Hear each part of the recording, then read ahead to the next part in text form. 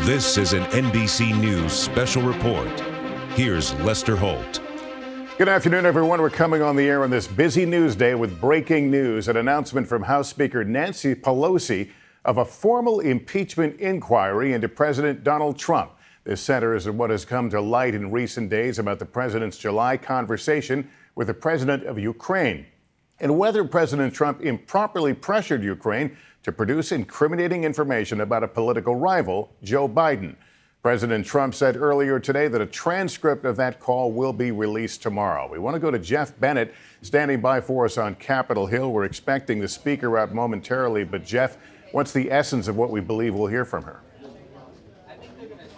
And Lester, I can tell you that just in the past hour, House Speaker Nancy Pelosi had met with members of the Democratic caucus here. And we understand, based on people who were in the room, that she described President Trump's behavior as it relates to his interaction with that Ukrainian leader as a betrayal of national security. She also said that we're going to be moving forward, speaking of this investigation, this inquiry, with a new level of inquiry. She talked about how this moment has passed the Rubicon. Interestingly, though, she is not, as we understand it, going to call for a select committee, something akin to the Watergate Special Committee, to move forward with this process. Instead, she's going to endorse the ongoing work of the respective and relevant committees. Jeff, we want to go right to the Democrats. speaker now, who's appearing before the cameras. And I understand, Lester, that this... Last Tuesday, we observed the anniversary of the adoption of the Constitution on September 17th. Sadly, on that day, the Intelligence Community Inspector General formally notified the Congress that the administration was forbidding him from turning over a whistleblower complaint on Constitution Day. This is a violation of law. Shortly thereafter, press reports began to break of a phone call by the President of the United States calling upon a foreign power to intervene in his election. This is a breach of his constitutional responsibilities. The facts are these. The Intelligence Community Inspector General, who was appointed by President Trump, determined that the complaint is both of urgent concern and credible. And its disclosure, he went on to say, relates to one of the most significant and important of the Director of National Intelligence's responsibility to the American people. On Thursday, the Inspector General testified before the House Intelligence Committee, stating that the acting Director of National Intelligence blocked him from disclosing the whistleblower complaint. This is a violation of law. The law is unequivocal. The DNI staff, it says the DNI, Director of National Intelligence, shall provide Congress the full whistleblower complaint. For more than 25 years, I've served on the Intelligence Committee as a member, as the ranking member, as part of the Gang of Four, even before I was in the leadership. I was there when we created the Office of the Director of National Intelligence. That did not exist before 2004. I was there even earlier in the 90s when we wrote the whistleblower laws and continue to write them to improve them to ensure the security of our intelligence and the safety of our whistleblowers. I know what their purpose was, and we proceeded with balance and caution as we wrote the laws. I can say with authority the Trump administration's actions undermine both our national security and our intelligence and our protections of the whistleblowers, more than both. This Thursday, the acting DNI will appear before the House Intelligence Committee. At that time, he must turn over the whistleblower's full complaint to the committee. He will have to choose whether to break the law or honor his responsibility to the Constitution. On the final day of the Constitutional Convention in 1787, when our Constitution was adopted, Americans gathered on the steps of Independence Hall to wait the news of the government our founders had crafted. They asked Benjamin Franklin, "What do we have, a republic or a monarchy?" Franklin replied, "A republic if you can keep it. Our responsibility is to keep it." Our republic endures because of the wisdom of our Constitution, enshrined in three co-equal branches of government, serving as checks and balances on each other. The actions taken to date by the president have seriously violated the Constitution, especially when the president says, Article 2 says I can do whatever I want. For the past several months, we have been investigating in our committees and litigating in the courts, so the House can gather all the relevant facts and consider whether to exercise its full Article 1 powers, including a constitutional power of the utmost gravity, approval of articles of impeachment. And this week, the president has admitted to asking the president of Ukraine to take actions which would benefit him politically.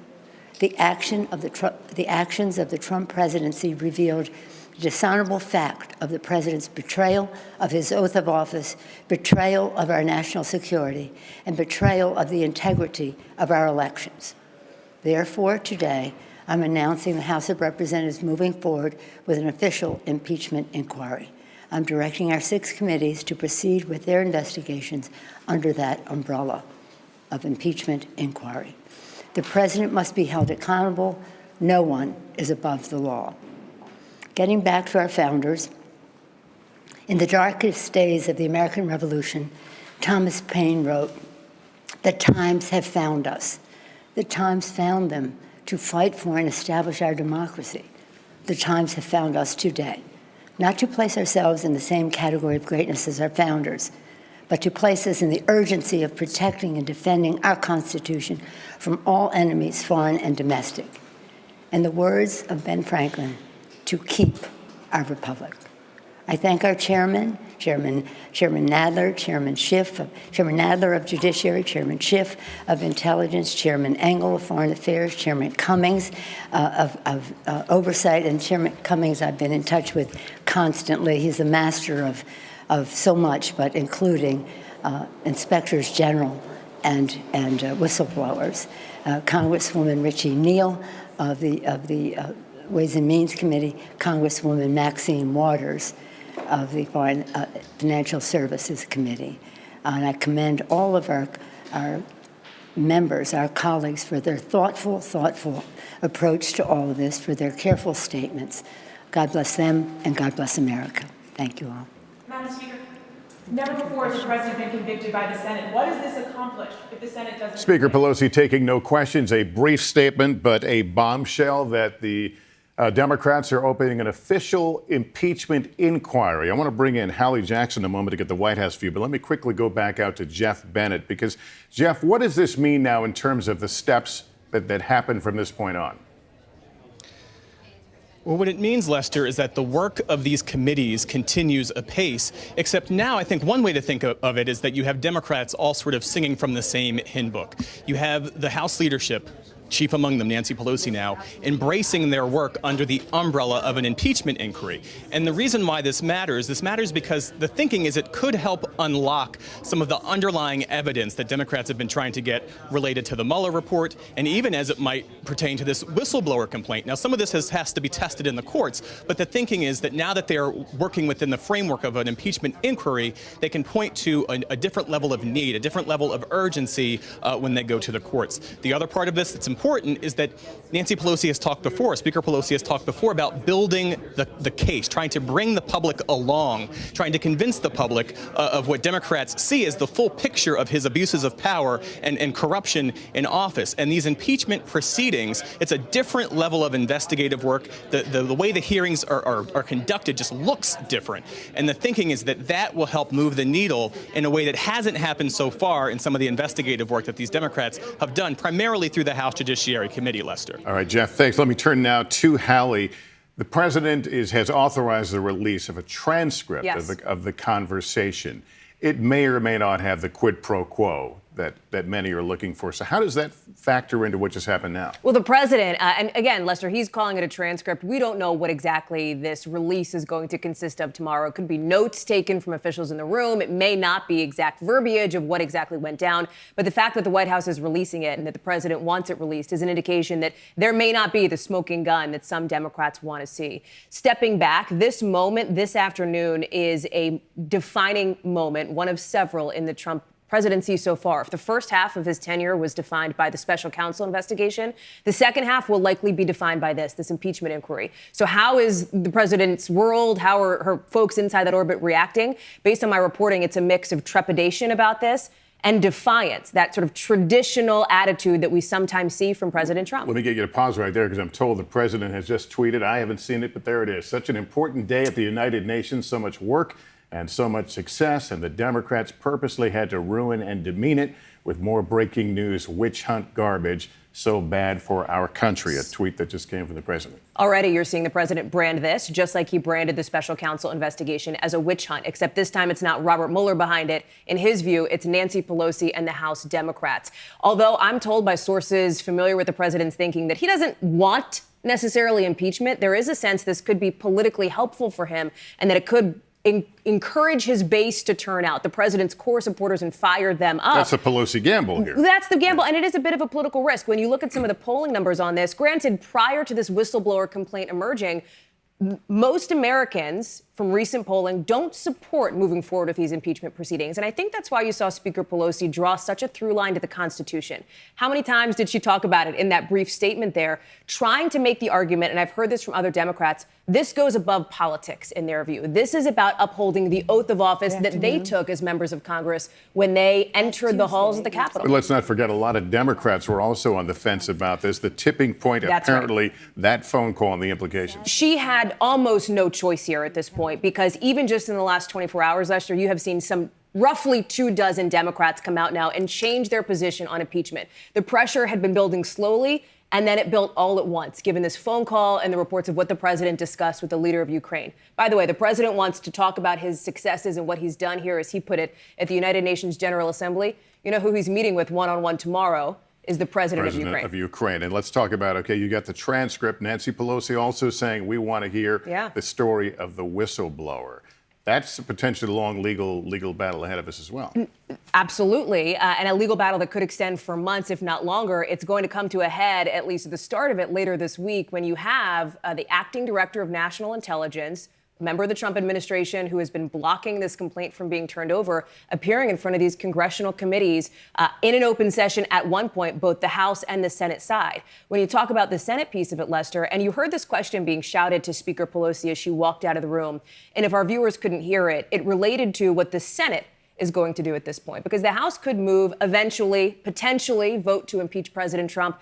The Senate is majority Republican, and right now, when I talk to sources in and around Trump world, they point to the fact that so far the GOP is mostly a united front here. You have seen very little daylight between the president and his allies on Capitol Hill, and that could be advantageous for the president. There was some thought that this would focus solely on this Ukraine conversation and Joe Biden, but she talks about the committees continuing their work. Does that suggest that this will be based on everything that they have laid out? Because it's not just the Ukraine sort of story that has emerged in these last few days, and it's also not just the special counsel report and what our colleague Jeff Bennett was talking about as it relates to information that members of the House wanted on that. It's the president's finances. It's the president's business. It's conflicts of interest potentially related to the way that the president has conducted himself in office. It is a wide-ranging umbrella that these oversight, intelligence, and judiciary committees are investigating. That all moves forward now with the increased threat and potential for subpoenas down the road if the Trump administration continues to do what they have been, which is saying to House Democrats, hey, we believe that we don't have to give you the information that you're demanding from us. We are certainly at a moment of history. Another Trump tweet has come out. Let's put it up on the screen because I don't have it in front of me. There it is.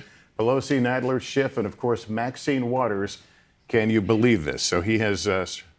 Yeah, and let me just set the scene. He's sitting, Lester, just a few blocks from where we are at Trump Tower. He has returned now from the United Nations General Assembly before more events later. Clearly, the president is watching what is unfolding in this extraordinary day right now. Yeah, officially on his calendar, it's executive time before he goes to an event here in New York this evening. Hallie, on that point we were talking about, let me bring in Pete Williams right now, who's been doing his homework about where all this goes. Pete, there has been the assumption that once you put it under the umbrella of a impeachment inquiry, that begins to unlock legal doors in terms of testimony, in terms of grand jury testimony.